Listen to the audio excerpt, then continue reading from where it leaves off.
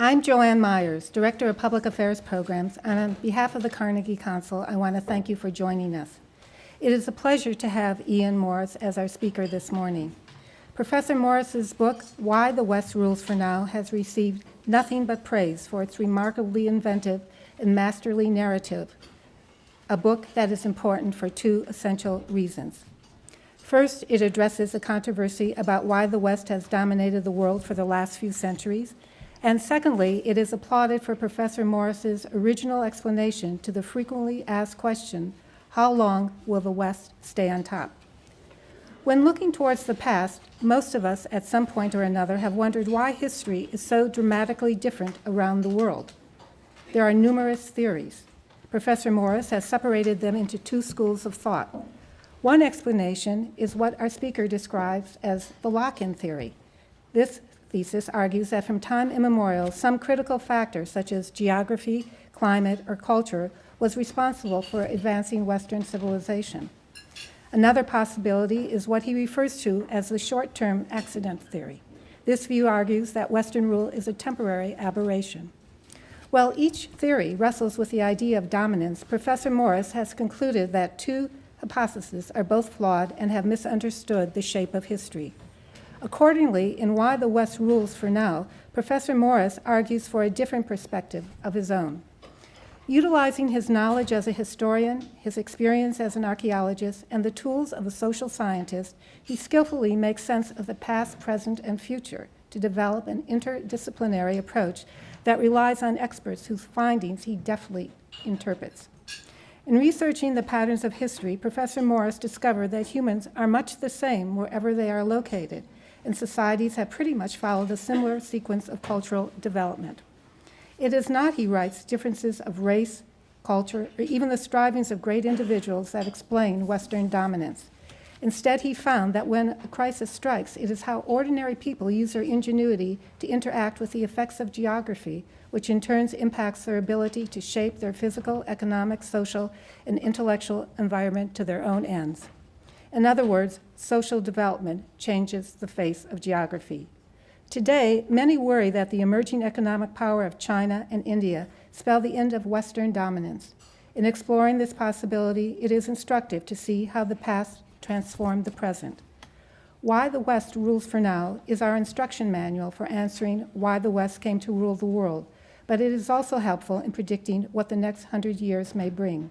To learn more, please join me in giving a very warm welcome to our speaker today, Ian Morris.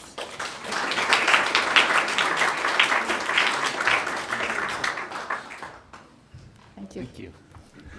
Well, thank you for that introduction. I feel like I should probably just not say anything now, spoil the effect you've created. But well, thank you to everybody for coming out so early in the morning to come and listen to me talk. And it's great to see so many people here. So I'm here to talk about my new book, Why the West Rules for Now, beautifully produced from the fine people at Farrar, Straus and Giroux. Available in all good bookstores, and I hope also in lots of not very good bookstores. First thing, the title of the book, Why the West Rules for Now. Does the West rule? There's a question that comes up pretty often. I mean, it seems to me, it makes reasonable sense, or at least within the terms of a book title, to talk about the West ruling, dominating the planet. Obviously, Western powers don't get their own way all the time, every time they try to do something in the world. But if you look at something, well, I took the Economist little book, The Pocket World in Figures, my source of all truth in the world. According to that, European and North American countries control something like 2/3 of the world's GDP, about 2/3 of the weapons, at least the categories that get in that book. More than 2/3 of the research and development money in the world is spent in Europe and North America, and yet they only have about 1/7 of the world's population. You may want to cavil with the use of the word rules in the title of the book, but there's never been a situation like this in the history of the world, prior to the last 200 years or so, in which such a small part of the world exercises so much power and dominance. So, obvious question, will this last? This was one of the major questions that sort of drove me in writing this book. And I sort of got a new perspective on it just recently. Steve Weil from Farrar, Straus and Giroux here today set up a talk for me let's see, it wasn't last Saturday, it's the Saturday before. I was going to go, my first TV appearance about the book. So we're setting all this up, and I get all the information by email. It says, okay, you're going to be on this news show from San Francisco, but it's a very dynamic news program. They don't want to be locked up in a studio all the time. They want to strike out boldly into the community and broadcast from among the people. So, says Steve, show up at the airport home appliance superstore in San Jose. And so there I go, and I pull into this parking lot, and it's as far as the eye can see, there's acres of parking lot and nobody there, just me. And so I go and right under the flight path, these huge planes going, it feels like they're going to touch the top of the car.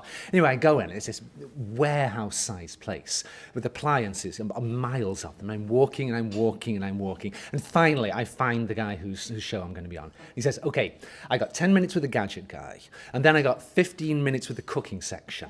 But in between, we got 5 minutes. That's where you go. And you're great, the big time. So it's very good. We had a great discussion.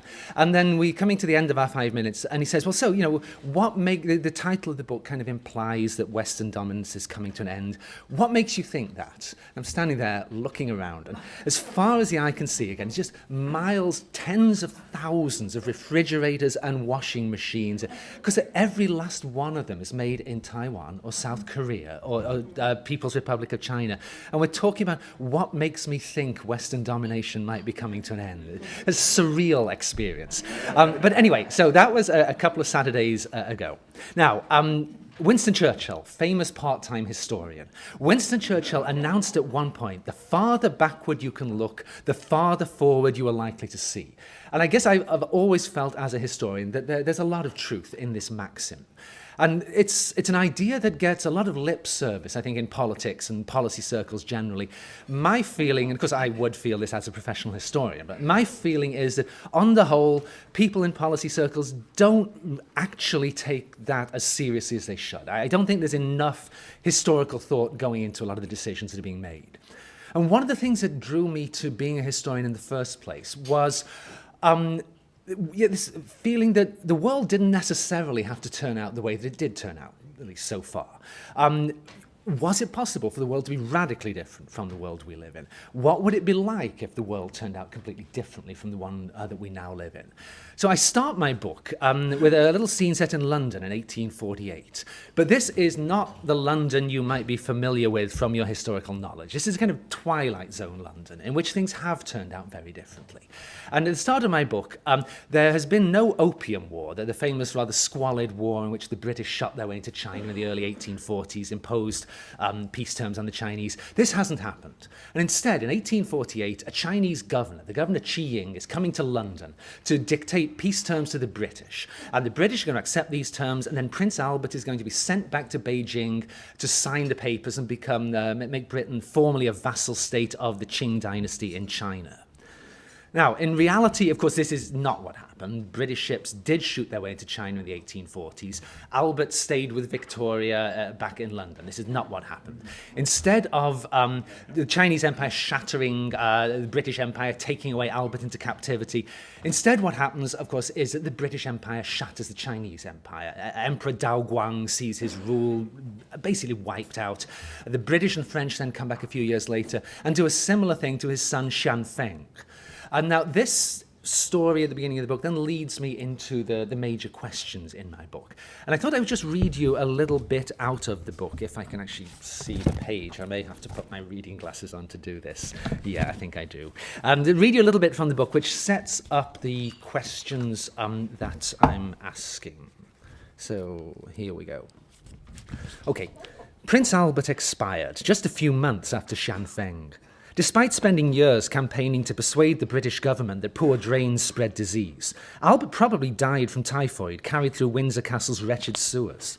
Sadder still, Victoria, as deeply in love with modern plumbing as Albert, was in the bathroom when he passed away. Robbed of the love of her life, Victoria sank deeper into moods and melancholy. But she was not completely alone. British officers presented her with one of the finest curiosities that they'd looted from the summer palace at Beijing, a Pekingese dog. She named him Lootie. Now, why did history follow the path that took Lootie to Balmoral Castle, there to grow old with Victoria, rather than the one that took Albert to study Confucius in Beijing?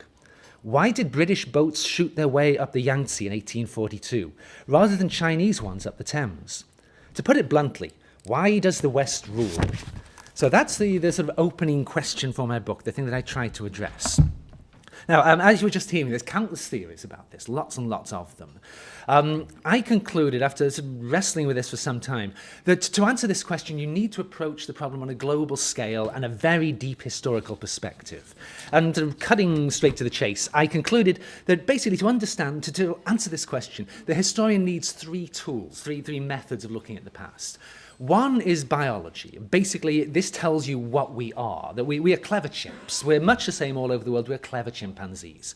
We behave in ways which are astonishingly like other animals. We're just, on the whole, better at getting what we want out of the world than most other, not all, but most other animals. So that's the first thing I suggest in my book we need to know about, biology. Second thing I suggest we need to know about is sociology, how societies work, how they respond to change, what the regularities are around the world. And I suggest from these two things, the biology and the sociology, you can get a kind of generalizing picture of the whole history of the world that applies to all human beings in all places. As you were just told, my take on this is very much that humans are much the same wherever you find them, whenever you look at them. Now, these produce universal theories about why, on the whole, since the end of the last ice age, about 15,000 years ago, social development has generally moved upward all over the world.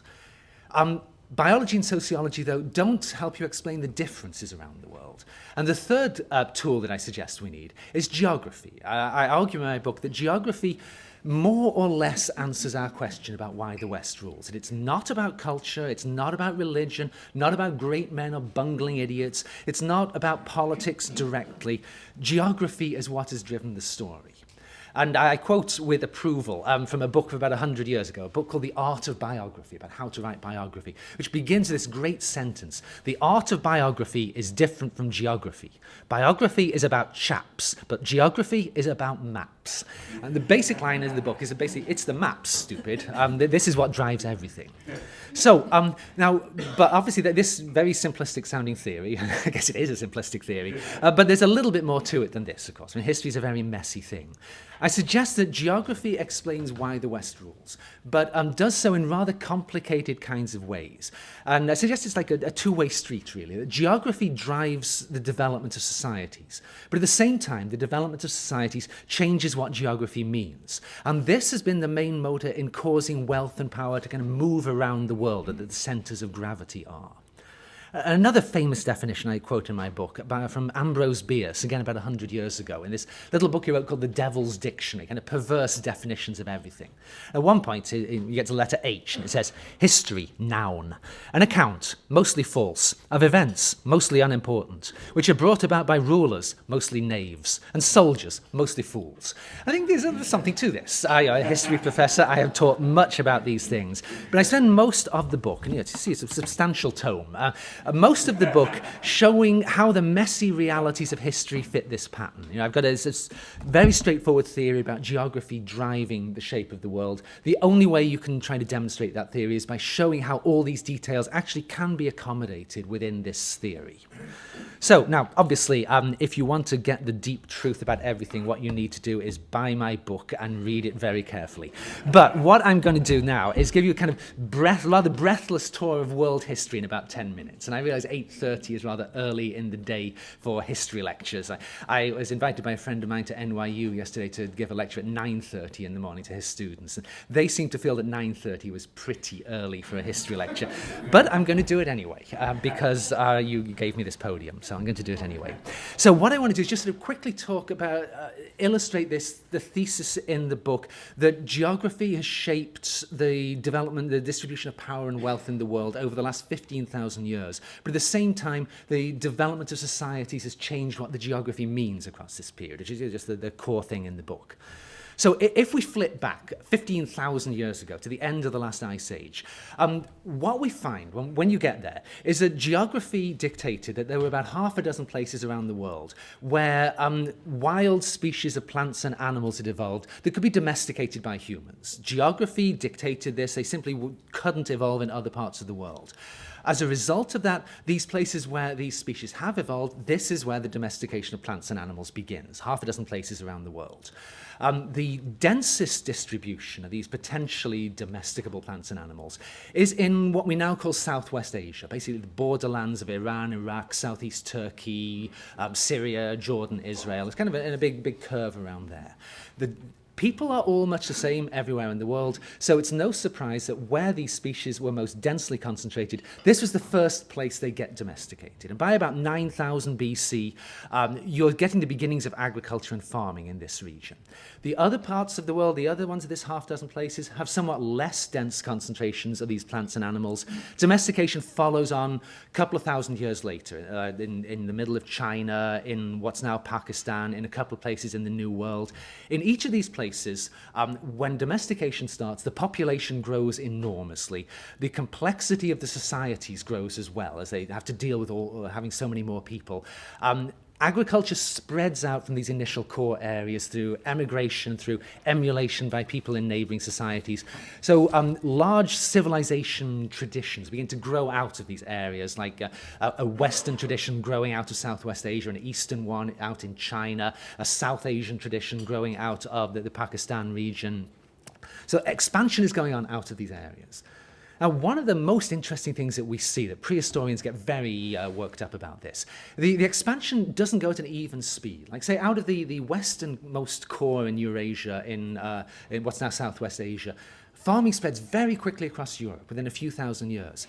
But it takes a tremendous length of time to spread down from these foothills in Southwest Asia down into Mesopotamia, what we now call Iraq. And basic reason is, again, geographical, that the climate and ecology are very different down in Iraq than they are up in the foothills, where in the foothills there's enough rainfall to drive the agriculture.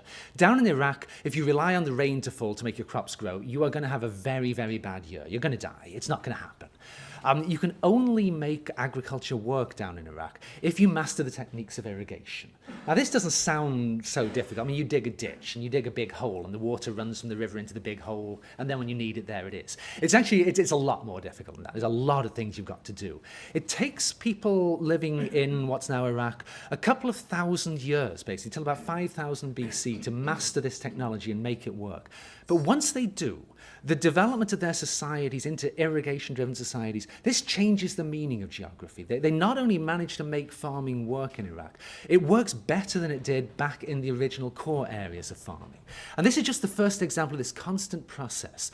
Geography is driving this process, forcing the problems onto the people. But the way the people react to the problems then changes the meaning of geography. Once you've got the irrigation technology, Mesopotamia and Egypt rapidly become the major cores in the West. They displace the older core areas up in the hills, which have become relatively much less wealthy. In Mesopotamia and Egypt, cities and states develop there before they do in any other part of the world, because these regions had a head start with the origins of agriculture in the first place. But each of these changes the meaning of geography again. Access to great rivers becomes vital for cities. They've got to move goods around to feed themselves. As the cities turn into states and empires, access to a sea becomes vital because it's so much better for communication. The Mediterranean Sea becomes this great motor of change. It changes its meaning. Particularly, there's a kind of drifting of the center of gravity in the West into the Mediterranean basin, because that allows you to do all this stuff that you couldn't do without a sea. So the Roman Empire becomes kind of the greatest empire in the world. We see the rise of ancient empires all across the zone, from Rome in the west out to Han Dynasty China in the east. When this happens, it changes geography once again. The steppes running across Central Asia suddenly become this like a kind of highway that people can move back and forth along, interacting with these empires, plundering them, taking them over from time to time. This drives social development up even further, but creates all kinds of new problems as well. The empires, it turns out, are just not very good at controlling migration along the steppes. By the early first millennium AD, the empires, in fact, start to fall to pieces, driven largely by migrations along these steppes, as geography keeps changing its meaning. that drives even more changes in the meaning of geography. At the east end of the Old World, the Chinese are able to put a great empire back together in the 6th century. They're able to tap into a new frontier of rice agriculture. China becomes enormously wealthy and powerful in what in the West we call the Middle Ages. The Tang Dynasty is the high point in many ways, the golden age of Chinese culture. My Tai has a Tang Dynasty poem about longing for home on it. I can't actually read it, but I've been assured that this is what my Tai says.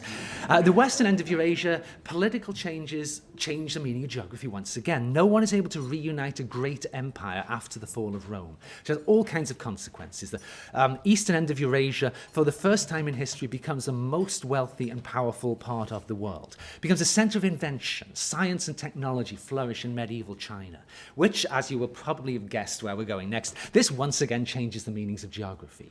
And particularly two inventions the Chinese come up with in the 12th, 13th, 14th centuries have enormous implications. And these are working ocean-going ships and working guns. Now, ocean-going ships, great idea. You can cross oceans in them. Everybody likes this. They spread like wildfire. Within a few generations, they've spread, the techniques that make this work have spread from China to the furthest fringe of backward Western Europe.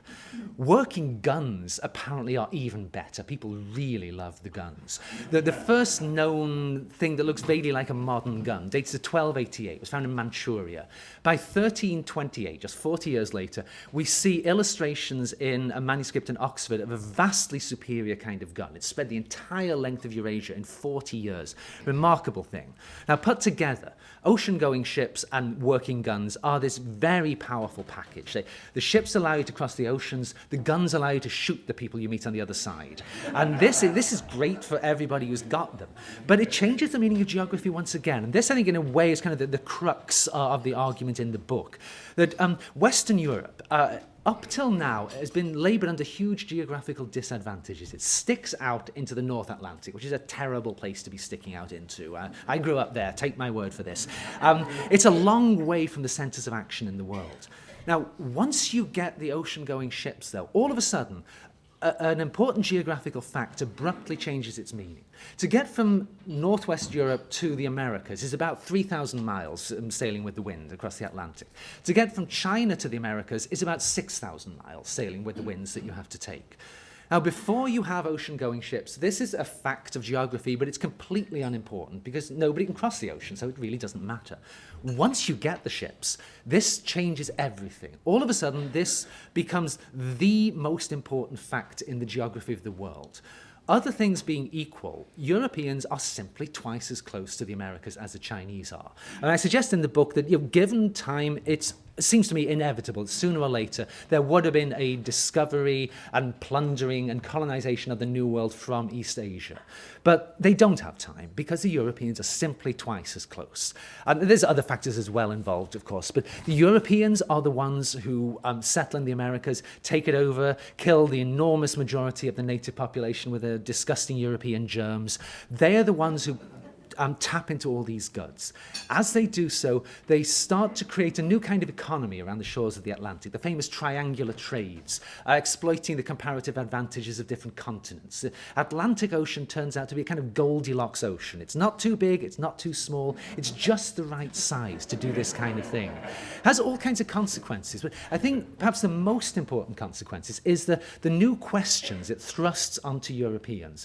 In many ways, European intellectual life is less advanced in the 15th century, say, than Chinese intellectual life. And not a lot less advanced, but a bit less advanced. But the Europeans are the ones who are starting to have to confront very new questions by virtue of this involvement with the Atlantic economy. They need to know about how the winds and tides and astronomy work in a very practical way, which people in other parts of the world don't confront these problems quite so fiercely. It requires Europeans to look at nature and think about nature in new kinds of ways. They need new kinds of mathematics, which they promptly develop. A cascade of breakthroughs follows in the basic sciences in the 17th century, physics, chemistry, biology. The Europeans have a scientific revolution in the 17th century, not because they're smarter than the Chinese or the Indians or the Arabs, but because they're forced to confront a different set of questions. They rise to the challenge, they answer these questions. In the 18th century, they start to apply some some of the insights of the new science excuse me, back onto their own society in what we normally call the Enlightenment. As the 18th century goes on, the British in particular find out that the new wealth coming in from the new market economy is pushing up wages, making it rather difficult for the British to compete with some other European countries in their manufactures. The British in particular start facing the need to mechanize production and ideally to tap into new energy sources.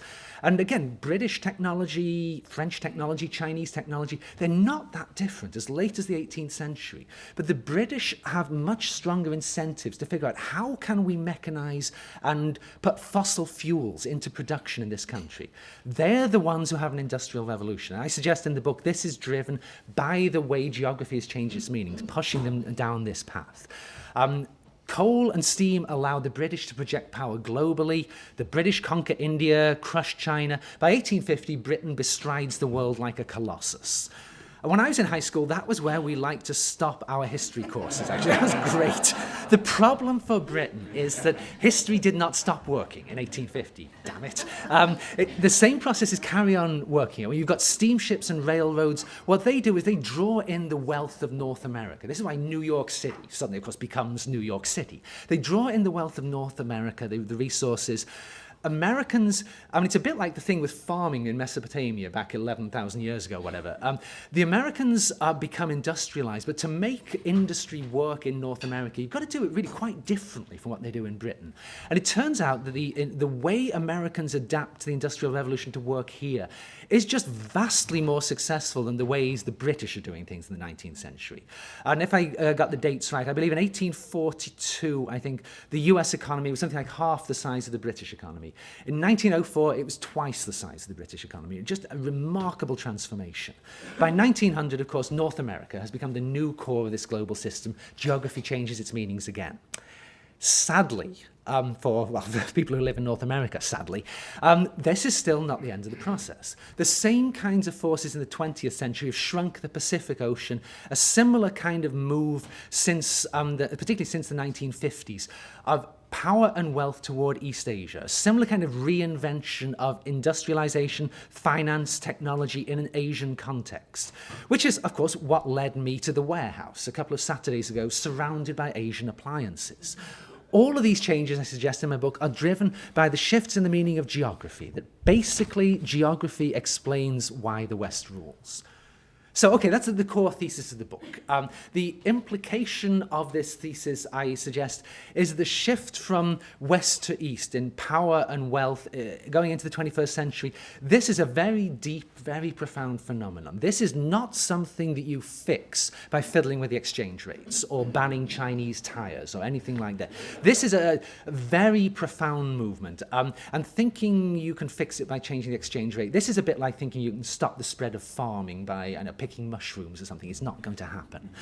Now obviously, you could look at that and say, well, this is another declinist theory. This is very much in the mold of Kennedy's rise and fall of the great powers. And, well, to some extent, yes, it is.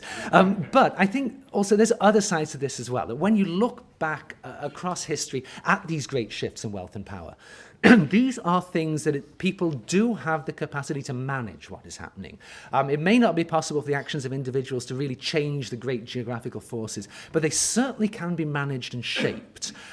I mean, one of the things that I sometimes find a bit alarming is when you look at contemporary American writings on the changes in the distribution of power around the world now, they are so uncannily similar to what a lot of Europeans were writing 100 years ago. And of course, in the European case, they're all hand-wringing about the shift in power from Britain and France to America. And they'll say, oh, man, it's terrible, terrible, what can we do?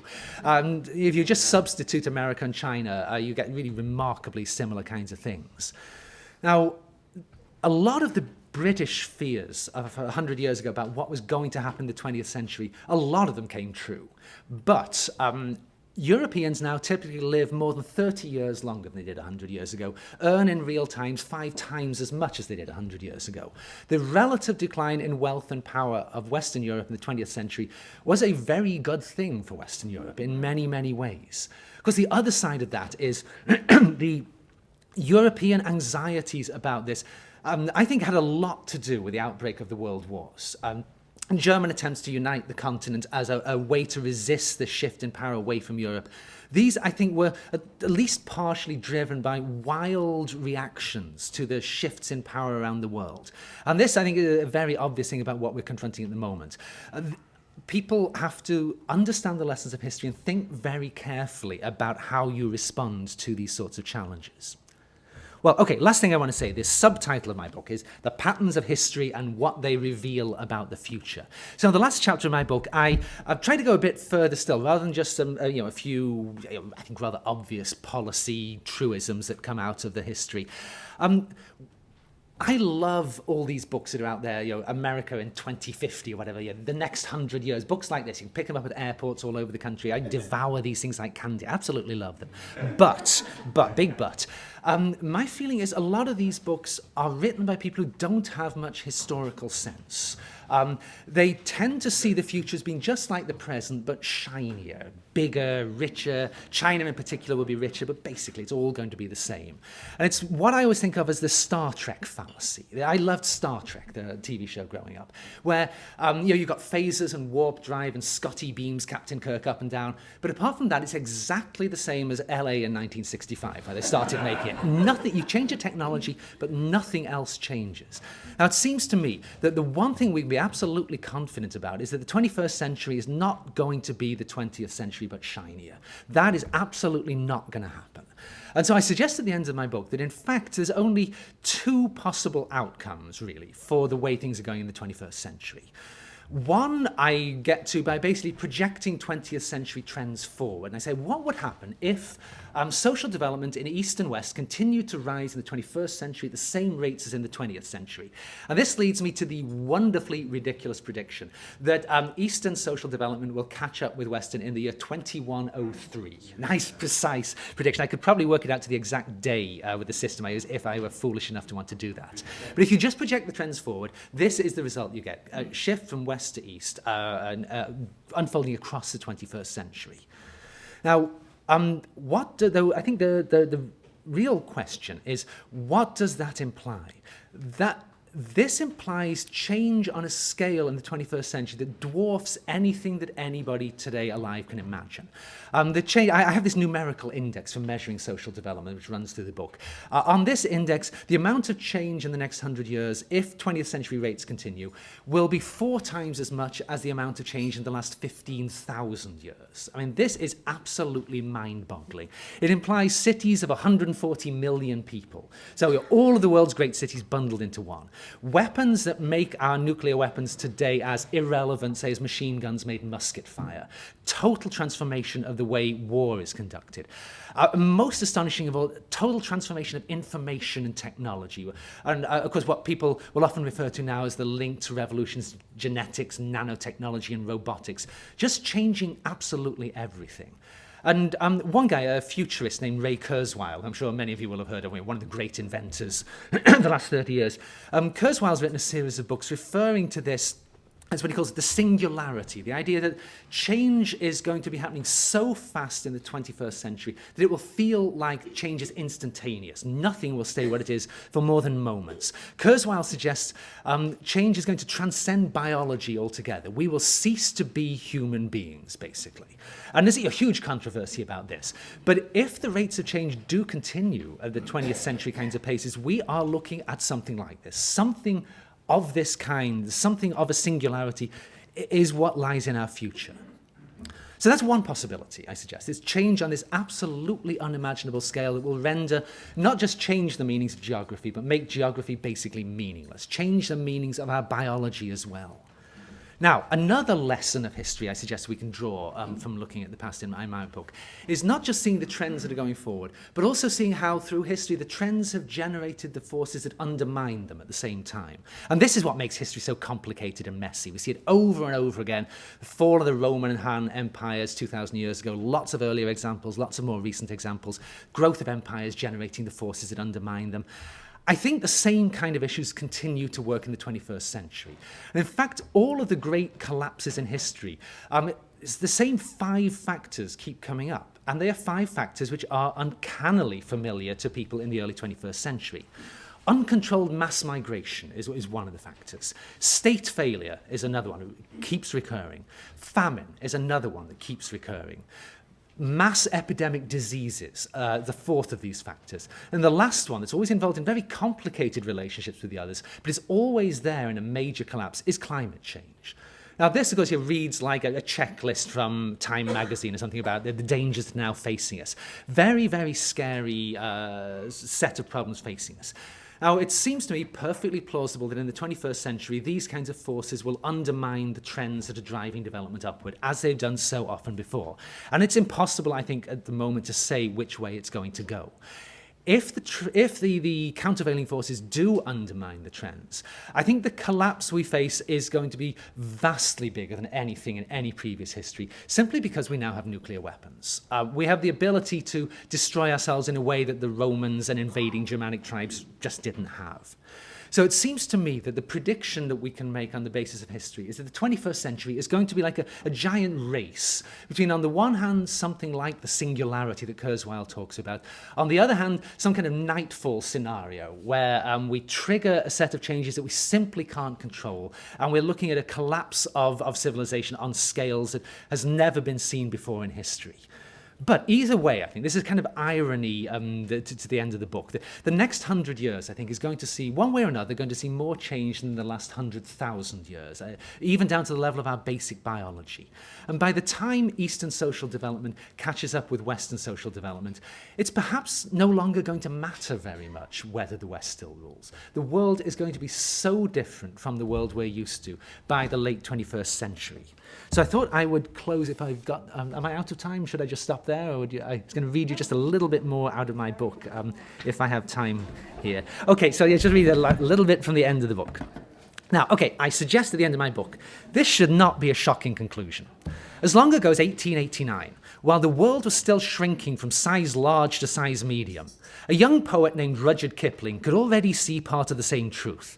Freshly back in London from the far-flung battle line, Kipling got his big break with a ripping yarn of imperial daring-do called The Ballad of East and West. I'm sure many of you know this poem. It tells the story of Kamal, a border raider who steals an English colonel's mare.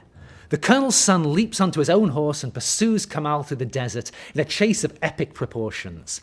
They have ridden the low moon out of the sky, their hoofs drum up the dawn. The dun he went like a wounded bull, but the mare like a new-roused fawn. You can probably tell that's Kipling, not me, coming up with a rather more rousing language. Okay, finally, the Englishman is thrown from his horse. Kamal charges back at him, rifle raised. But all ends well. The two men looked each other between the eyes, and there they found no fault. They have taken the oath of the brother in blood, unleavened bread and salt. Well, stirring stuff. But it's the poem's opening line, "Oh, east is east and west is west, and never the twain shall meet," that gets all the attention, mostly from people quoting it as an example of the 19th century West's insufferable self-satisfaction.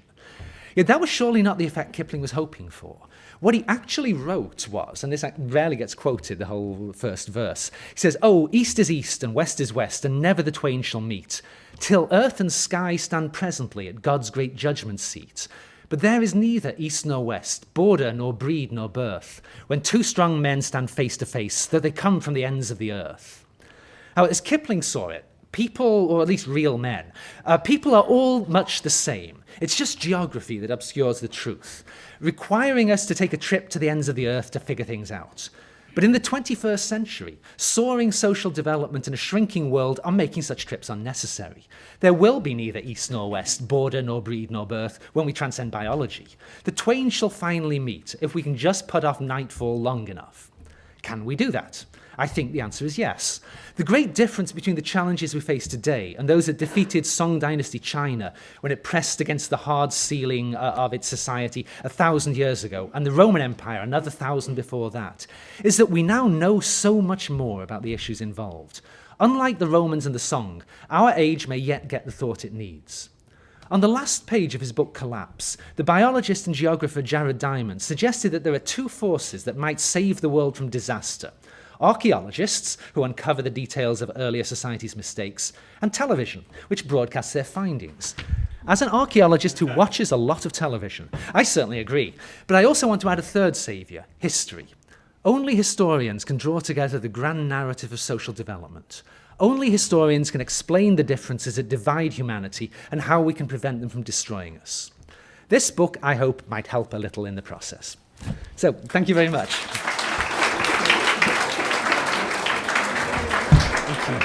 Great. You know, I'm often asked how to describe a breakfast at the Carnegie Council, and I often say it's like having your own tutorial, so I thank you for proving that to be true. I'd like to open the floor to questions, and I just ask that you wait till the microphone comes to you and you identify yourself. Okay. Larry Bridwell, Pace University. You mentioned geography.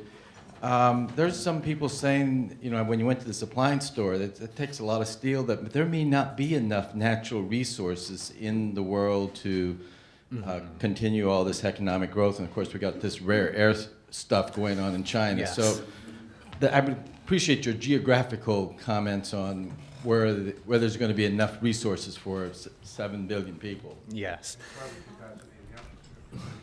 Yes, it's obviously an important question to address. Yeah, I mean, by the year 2050, most demographers think that by about 2050 there'll be 9 billion people on Earth, and the population will peak round about there and then start falling. But this is, you know, significantly more people than there are now, and these pressures are going to grow and grow.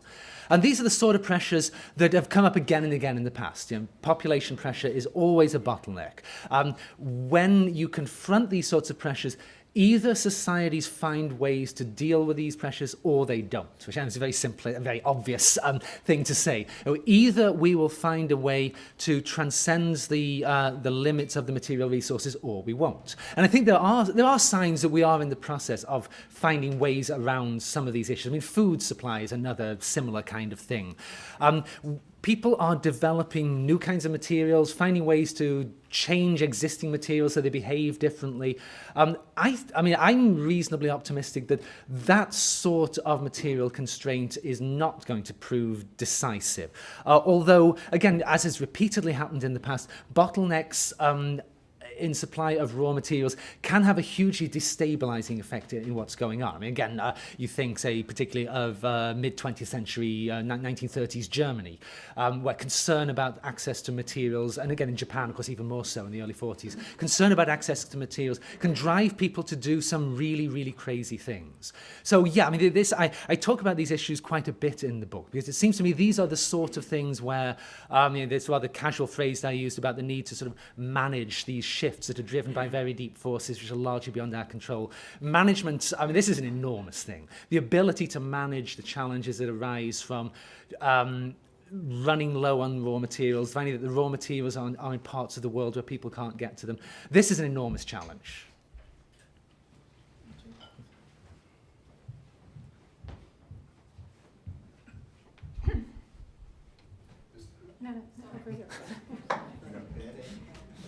Richard Balcourt, International Journal of Intelligence. Going from Larry's resources to geopolitics and demographics, with the development of transportation, communication, and so on, Robert Conquest and others have proposed perhaps a political unity between the United States and the United Kingdom, and perhaps with a few other continental nations as well, particularly in the face of overwhelming numbers coming in from China and India and so on. Mm-hmm. To what extent do you see that possible? Given that as a way of protecting so-called Western influence and demographics? Yeah, a very good question again. Yes, I mean, it seems to me, when you look back across the long run of history, for about certainly the last 3,000 years, states have been the most effective organizations on the planet. They're the ones who can really get things done. I think one of the great problems we've got in the 21st century is that increasingly the kinds of difficulties we're facing are ones that states are just not very well designed to handle. There are a lot of very big problems that operate on the global level, and of course, we all know the kind of difficulties we've seen in getting states to agree on climate policies and so on. So there's a lot of very big global changes happening kind of above the level that any individual state is able to deal with. And there's also a lot of stuff happening at a very small scale that often seems to be addressed better by NGOs and non-state organizations, private business activity, than by the state. states. And so I suspect that one of the things we're likely to see in the 21st century is a continuing, something we already see, I think, a little bit, at least, a continuing erosion of the state by other kinds of institutions, either multinational institutions, very local institutions, or even the kind of thing you're talking about, perhaps the merging of states. And in some ways it is difficult to imagine a situation in which something like that could happen. But when I was a little boy, it would have been astonishing for me to be told that the United Kingdom and France were talking about merging their navies. I mean, I think I would have shot myself if I'd been told that. So I think we do see some of these things starting to go on. The European Union, again, is something which 100 years ago, this would have been very difficult to imagine, all these countries giving up their currencies and so on, for better or worse, I guess. But some of these changes would have been very difficult to imagine. And I guess I'm optimistic that we are going to see our leaders rising to some of these challenges and figuring out new ways to do things. But maybe we won't. On the balcony there, like Robert James. Thanks. Robert James, I'm a businessman here. You didn't mention religion, which has been fairly important for a long time. Yes, yeah, I have a lot to say about religion in the book. I suggest that one of the really interesting kind of global regularities you see, if you look back a very long way in history, is back into Bronze Age civilizations, before about 1000 BC. Almost all of them, the major source of social authority is religious power. The idea that somebody among us has privileged access to a supernatural sphere. And like, if you believe that, like if I said to you, God spoke to me this morning and he said, you come to the Carnegie Council, you would think I was a little bit peculiar. But if you actually believed that, if you believed that I had this access that you didn't have, it of course starts to make a great deal of sense to do what I say. And although we can't trace the details very well, because a lot of this is in the prehistoric period, again and again throughout history, early history, we see this association of political power and religious authority. So one of the big themes in my book is looking at how these sorts of ideas sort of shift and move around. And I think we do see very long-term changes in the place of religion, in the way societies work. And basically, in a very long sort of 5,000-year scale, it's been a rolling back of religion. Out of the political sphere, out of the economic sphere. And of course, there's lots of exceptions to that, ups and downs. But on the whole, sweeping generalization, on the whole, the places where religion has reasserted itself, taken more control of the way society functions, have tended to do less well than the places where this has not happened. And so I talk a little bit toward the end of my book about the current situation of the Islamic world, because obviously this is something people are very aware of these days. Up till relatively recently, the wealthiest, most vibrant parts of Western Eurasia were the Muslim parts, certainly up till about 1500, and arguably even since beyond that. And another of the regularities that I think we can see when we look back along the long reach of history is the way that when one region within the world experiences severe military defeats and relative economic decline relative to its neighbors, religious authority often does reassert itself. I think we see this a couple of times in Chinese history. I think this is what we've seen in some parts, at least, of the Muslim world since about 1700, as this sense of defeat at the hands of the Europeans has become more and more pervasive. I think we have an example of this kind of withdrawal to a sense that God is really on our side and God is going to make it all okay in the long run. So yeah, I didn't say anything about religion in the talk this morning, but it's actually one of the big themes in the book. I think it is one of the major issues in history.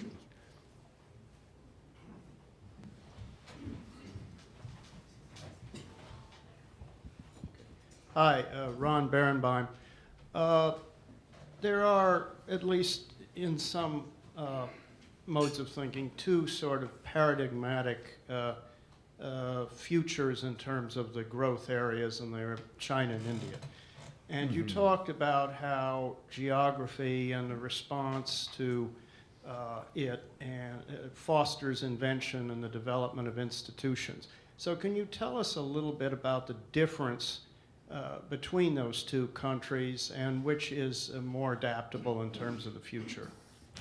Yes, yeah. I think if you were to time travel back to, say, around 1600, At that point, I think if you had been, say if you were in some alien from outer space, you come to Earth in 1600, that's better than being a time traveler. You're an alien and you come to Earth, and you are a gambling alien too. And somebody asks you to put your money on which areas of the world you think are going to go on and by the year 2000 be the most powerful and dominant.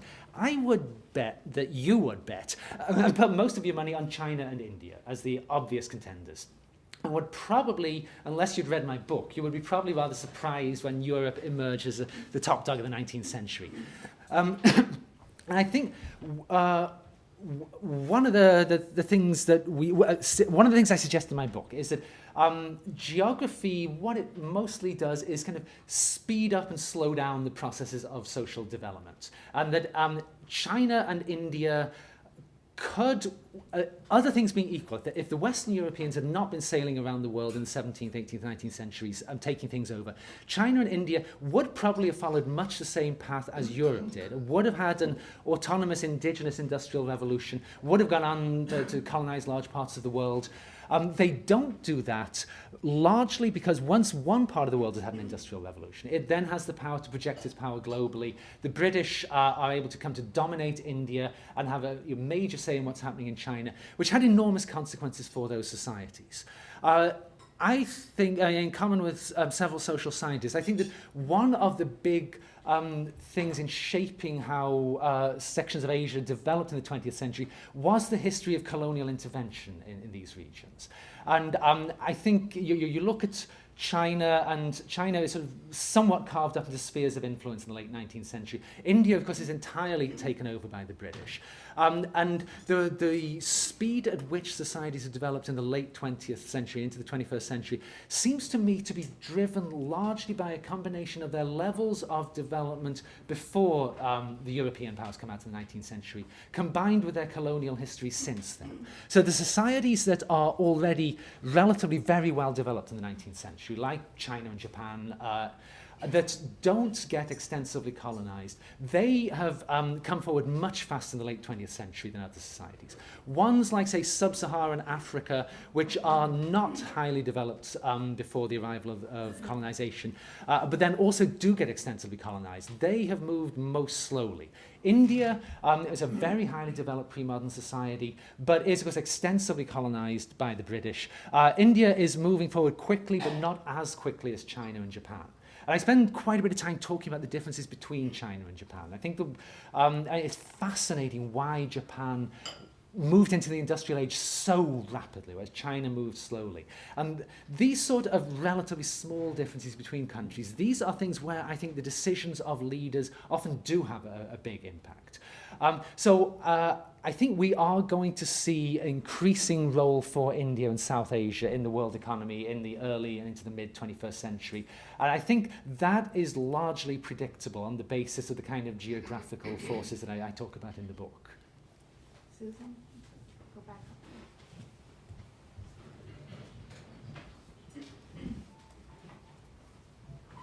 Susan Gittleson, since you've given us thousands of years of history and the balance of power in each period, and we have gone through the balance of power in Europe, and then passing to the big two in the Cold War. You didn't mention Russia, but it was once considered the other great power. And then we had one sole superpower. And now we're moving again toward multipolarity. Yes. And the question is how much balance there can be and whether the leaders will trade with each other rather than killing each other. Could you add another pole, which would be South America, Brazil, not completely colonized and with enormous natural resources as another possibility? So how would you think of your balance of power in 2050 or the 21st century? Yeah, I think we're moving, and again, this is hardly an original thought on my part, but moving into a much more complicated geopolitical situation. And it's one which in many ways, I mean, I talked a little bit about this uncanny similarity between contemporary American writings about the rise of China and writings from 100 years ago in Western Europe about the rise of America and how worried this made the West Europeans. I think in a number of ways, there are a number of analogies between what's happening now and what was happening 100 years ago. I think a lot of historians will say that one of the reasons you get this long peace in Europe between 1815 and 1914 is the sheer financial muscle of Britain. That if you're on the European continent, you want to do something kind of wild and hairy. If the British are against this, you are going to think very, very long and hard about doing this. But by about 1870, that's beginning to break down. Britain's richer than ever, but Germany and the United States in particular are much richer too. It's becoming a multipolar world. Britain, by 1902, actually concludes the first ever naval alliance it's had with a foreign power. It makes a treaty with Japan because it recognizes it can no longer project its power properly into the Pacific. The world gets messier and messier, and again, much argument over what exactly the causes of the First World War was, but a lot of historians think this is a major part of it, this messiness of the world, the Germans in particular feeling that the world is now sufficiently messy that we can go against the British. We can take the chance of the British coming into a continental war, and we prefer it if they don't, but if they do, well, we'll deal with it. Now, one of the things that sort of scares me a little bit about the situation we're moving into now is I think it's beginning to look a little bit like that again. That since 1989, we've had, as you say, the sole superpower, and you have to be you have to be a Saddam Hussein type to think it's a good idea to just ignore what the United States says and go ahead and do it. And we all saw where that led for him. I think as the 21st century goes on, though, things are going to get increasingly messy. And we're seeing this plenty already in Africa, say, with the ability of some of the African regimes that we don't much care for can now just go to China. And Beijing is often a little bit less fussy about what these people are doing inside their own country. I worry, I guess, that this is going to generate instability when there's multiple players out there, multiple places you can appeal for support. Even if we get really high quality leadership in the US and in China, that there are multiple rising powers around the world who are going to be trying to play the great powers off against each other. As you say, Latin America, Brazil as an obvious case of this. And Russia, of course, you mentioned, I hadn't mentioned Russia in my talk. Russia is by no means to be written off. They still have the largest nuclear force in the world. It may not work. They fired their, what was his job? Like chief of strategic something or other. They fired him last year. They did all these tests of the submarine-launched missiles, and none of them would take off. It's a very unfortunate situation. Or maybe a good situation. But anyway, I think the world is becoming a lot more complicated, a lot more dangerous, and the analogies with what things looked like 100 years ago do sort of alarm me a little bit sometimes. John? John Richardson, you mentioned the Chinese as being the source of ocean-going ships and working guns. It's my understanding that sometime around the 1300s or the 1400s, the dynasty pulled all that back. And there was an inward-looking, a huge export ban, if you will. But it was just an inward-looking period, and it lasted, half a millennium. Do you see that possibility for any major countries in the 21st century? I mean, the United States becoming to look inward, run by the religious right, or the Islamic communities, or China. Do you see that happening? People doing that politically? Yes, the famous case, 15th century China that you talk about. At the beginning of the 15th century, the Chinese are sending up these extraordinary fleets into the Indian Ocean. The biggest wooden ships the world ever saw, enormous things. The first of these big expeditions had something like 28,000 sailors on it. They had ships with watertight compartments, carrying drinking water. They had these huge maps of the Indian Ocean. And it's a famous fact historians like to bandy around that when Columbus sails to the New World, his flagship is shorter than the mainmast on Zheng He's flagship when he's sailing around the Indian Ocean. And then these voyages get cancelled. And this is often taken as an illustration of the importance of cultural factors, that China turns its back on the world and turns inward. I think there's actually rather a lot more to it than that. And we talk about China closing off trade. I think these perceptions are driven, I think, in large part by the difference between what the Europeans are doing and what the Chinese are doing. Judged in the European terms, China appears to be turning its back on the world. In fact, that's not really what happens. It's more a state attempt to monopolize what's going on. There's enormous volume of ocean-borne trade in 15th and 16th century China. When Europeans visit ports in China in this period, they are astounded by the number of ships coming and going. But in theory, all of these are state ventures, controlled very narrowly. In practice, they're not at all, nothing like it. But this is the theory of it. But, I mean, having said that, yes, I mean, there certainly are examples of places trying to shut out the outside world. Japan in, say, the 18th century is a classic example of this. But there's always very clear, sensible geopolitical reasons why they do this. Like when Japan bans the gun, famously, they get rid of a huge number of the guns in the country in the 17th and 18th centuries. They're doing this because East Asia is entering this period of relative interstate stability. The Chinese government has decided there's really not much for it to be gained by waging wars against Japan or in Southeast Asia. They can get what they want much more cheaply by not getting involved in major wars. The Japanese, because China is no longer expanding militarily, there's not much threat to them. They have this power vacuum they can live in and get rid of a lot of their weapons. I think there are occasions when modern societies are in a kind of power vacuum, but it's not all that common. I think it's very, very difficult in the 21st century to pull a stunt like this and say we're going to shut out the outside world. It doesn't mean people won't necessarily try to do it. But if you try to do that now, well, we all know how difficult it is for any group to shut out the forces of globalization. Again, this is, I think, a thing certainly to worry about because, I mean, surely this will be a major source of instability in the world if there are people who are really trying to close out the outside world. The world is suddenly full of North Koreas. This is not a good development. But I guess I don't worry unduly about this happening, but I think it could certainly be a source of periods of instability if people do try to do this. Well, unfortunately, we've run out of time, but I want to thank you for a really exhilarating morning. Thank you so much. Thank you.